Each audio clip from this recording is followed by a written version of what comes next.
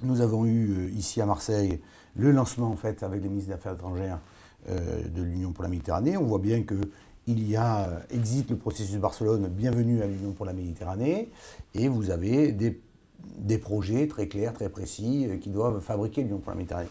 Il y a quelque chose qui est assez surprenant là-dedans, c'est que finalement la culture n'apparaît jamais.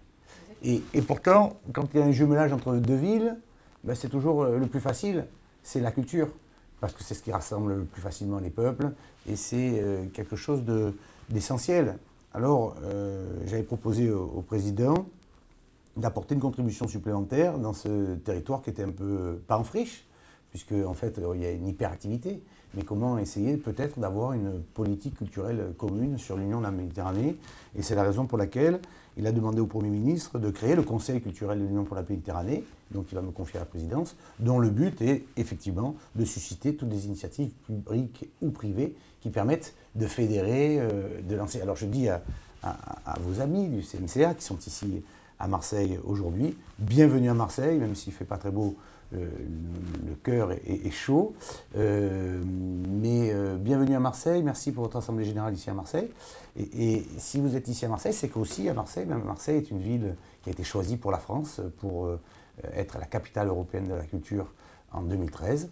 Et si on additionne finalement le projet de l'Union pour la Méditerranée et la capacité de Marseille de s'organiser pour réussir cet événement international, bien écoutez, je suis un peu au centre de cette démarche-là.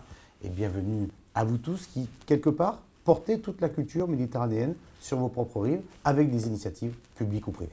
Il y a un territoire qui est essentiel, me semble-t-il, pour amener les réponses de paix, de développement durable sur les rives du bassin méditerranéen. Et la culture est un outil pour ça exceptionnel.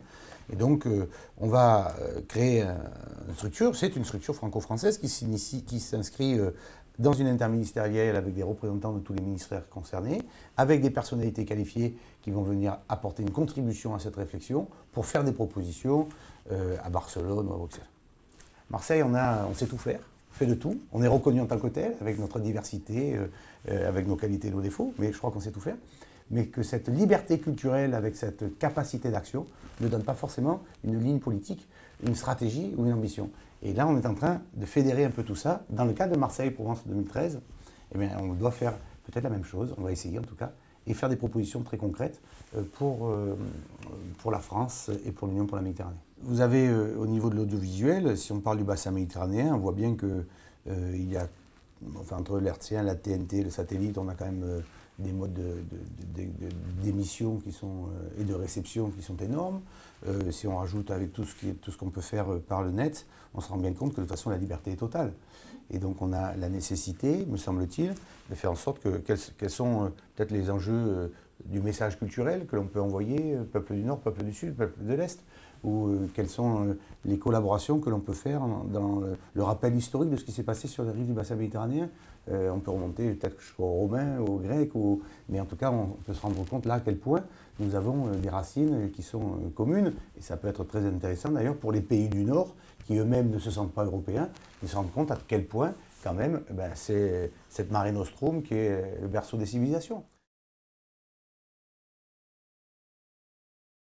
Je pense qu'il faut profiter de cette période de construction pour fixer des événements pérennes. C'est-à-dire qu'en 2013, il va se passer beaucoup de choses toute l'année, mais il va y avoir de nouveaux festivals, il va y avoir de nouvelles expositions, il va y avoir de nouvelles actions au niveau local. Qu'est-ce qui doit être éphémère, qu'est-ce qui doit perdurer? Et je suis intimement convaincu qu'il y a au moins deux éléments très forts qui doivent rester, qui doivent être une reconnaissance internationale et qui doivent perdurer. Votre option peut être une possibilité.